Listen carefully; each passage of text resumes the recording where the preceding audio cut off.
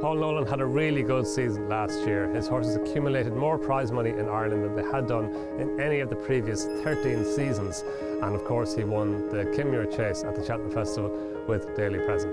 This season started off really well. He had that last weekend in October when he sent out 3 hurdling debutants and all 3 won. And he won the listed Gravel hurdle at Punchestown with Thedeviluno. He's got lots to look forward to now for the Christmas season and for the rest of the season ahead. We won a few maiden hurdles there with youngsters that, when you get to a certain stage of the year that it's not easy win maidens. And, they've, all of them, bar one of them, they've ran since and acquitted themselves well. And you're hoping that they're young and they'll continue to improve. And, that's where you want to be. You want to sort of box at the big table for as often as you can, and when you can go and compete against the better horses and come out of it with your head held high, that's all part of it as well, to be able to go and compete on the big days. I'm not saying that any other day, every day is important, but it's nice to be able to go and box at the big table now and again. Big Clubman, he won over 2 miles, stayed on really well. Yeah. He stepped up to 2.5 then for the grade 3 next time, and he ran really well in that as well. That's right, yeah, the Big Clubman, definitely in Wexford, he looked like he was going to just run respectable, but maybe finish 4th or 5th coming down before they came down the hill. And he was under pressure. Sean sat and accepted it, and then he just started staying at it real well and came and won well on the line, beat a horse of Andy Slattery's that has won since. Mm-hmm. And Andy thinks a good bit of him, and he hit the line well. And then the next day, over the 2.5, he was still getting slapped down the shoulder after jumping 3 or 4 hurdles. I said, Jesus, maybe the more testing ground and stuff, this fella's going to get detached going down the back in Navan. But he kept at it, and he jumped well, and he got himself into it. And I thought then coming to the last, he was going to win. But Gordon's horse was just battled hard and beat him 1.5 lengths or what he beat him going to the line. But it was a nice bit back, I think, to Dennis Hogan's horse in 3rd. But it was a nice run, and you'd even think maybe that if he gets a bit more battle hardened, that he just might know that little bit more, and possibly definitely stepping him up in triple help as well. Jin Tonic then, he won at Wexford as well, and then ran second behind L'Evangeliste next time. He ran very well as well. It probably didn't suit him to make it in Wexford, but he still won. And I thought that he ran very well and ran respectably. He's a light frame sort of a horse, but he looks like they have a very good attitude, and testing enough ground in Fairyhouse that day, and I thought like they pulled a nice bit away from the 3rd horse, and basically he beat all bar the winner, and so it'll be interesting to see just where he sits in now and what sort of a mark he gets, and that'll determine where we go. And then Sageborough, he was really good on his debut. It was a 20-1 shot, but he won really well. Yeah, we actually liked him possibly going down there. We liked him a lot, and even though his price didn't reflect that, but I thought the way he did it in Wexford and all, it was a good performance. His last run was so disappointing; it was too bad to be true. We hope, and we'll see. He'll probably be somewhere in the 120s. Maybe rated wise after his last performance, I don't know, so we'll have to just see what we get as regards rating wise and make our plan from there. But we're still very fond of the horse, but his run was so bad the last day, we give him that little bit of a break to freshen up and bring him back in the spring. The Thedeviluno as well was good, really good in winning at Goran, and that race has been working out really well. The 2nd and 3rd have both enhanced the form since, and then he ran well in the grade 2 race then. He ran well. I thought maybe at one stage that when Sean was making his run that we were going to pick them all up. And he picked them up bar Willie's. His maiden hurdle worked out very well. The 3rd horse was beaten only 1.5 lengths in the Royal Bound. The 2nd horse won 25 lengths or something in Fairyhouse in the maiden hurdle. So it's hard to know whether his maiden hurdle run was better than the graded run. I'd say maybe possibly it still was.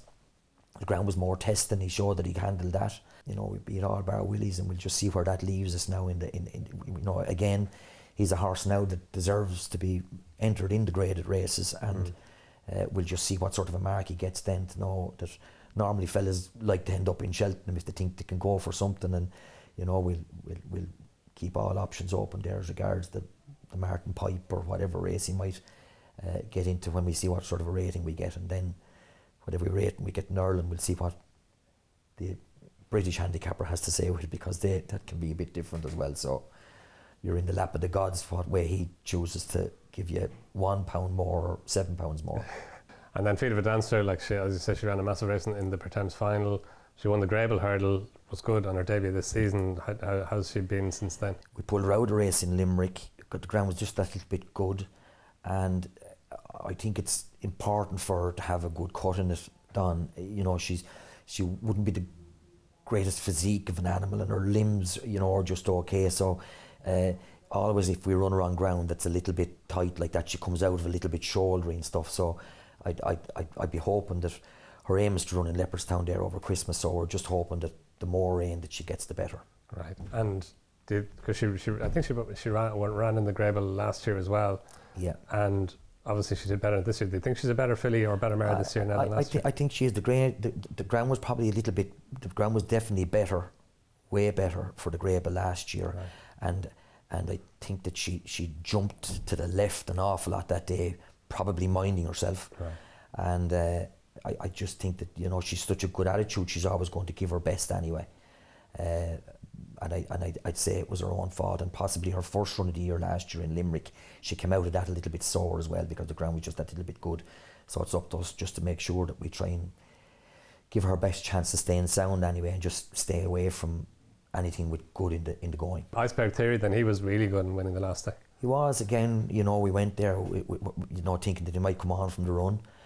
He wouldn't be a horse that carries an enormous amount of condition anyway, but he stayed well to win his beginner's chase in Limerick, and the horse of Gordon's won sort of 2 after and went up to a mark of 130 or early 130s, and we were in off a mark of 120, so we were definitely well handicapped off his beginner's chase run, and that Julie came to sort of to the head when he won the way he did.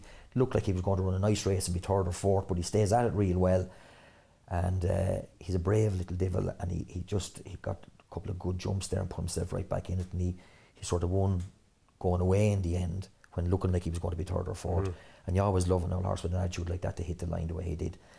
Now he's got £9 for it, so that's another sod added on to the plough to drop down behind him. So you know, we'll see. You know, he's up there now, 129 or something. So, but he's a horse that we're looking forward to, because he stays well and touch wood, he jumps well. So, you know, he could be a horse now with another win in him. Farfromnowhere, she ran well the last day, split Caliconte and Jin Tonic. Yeah, that's right. Like, she was fierce disappointing in Limerick when she pulled up. She went from cruising to just pulling up. Yeah, did anything come to light after that? Nothing came to light. We thought maybe there's a possibility of her being in season, but it wasn't that obvious either. So she went from jumping so well at the third last to being money on jumping it and 100 to 1, 2 strides after the back of it. Like, it was just, came back in, was blowing hard, but she always blows hard anyway. But her heart rate didn't return to normal for ages. Right. Maybe it was something hormonal or something, I don't know. But then to come out the next day and ran a cracker, like, you know, travelled real well, turned into the straight, got just a better mare, beat her then in Caliconte, but she beat Willie's mare that was odds on favourite, and Caliconte came out then and won the graded race in Cork, and but it leaves us in a nice position. I thought, looking at her that day, that maybe dropping her back to 2 mile would suit her, that she jumped so well that maybe 2 mile might suit her. But there's a 2 mile 6 race coming up in Limerick at Christmas then as well, and we'll have to give her an entry in that as well, and just see where we'll either, you know, say that she won her point to point. There's no reason to say with the couple of races that she did win that she wouldn't stay well, but I just thought the way she jumped, that she jumped so well that 2 miles might suit her.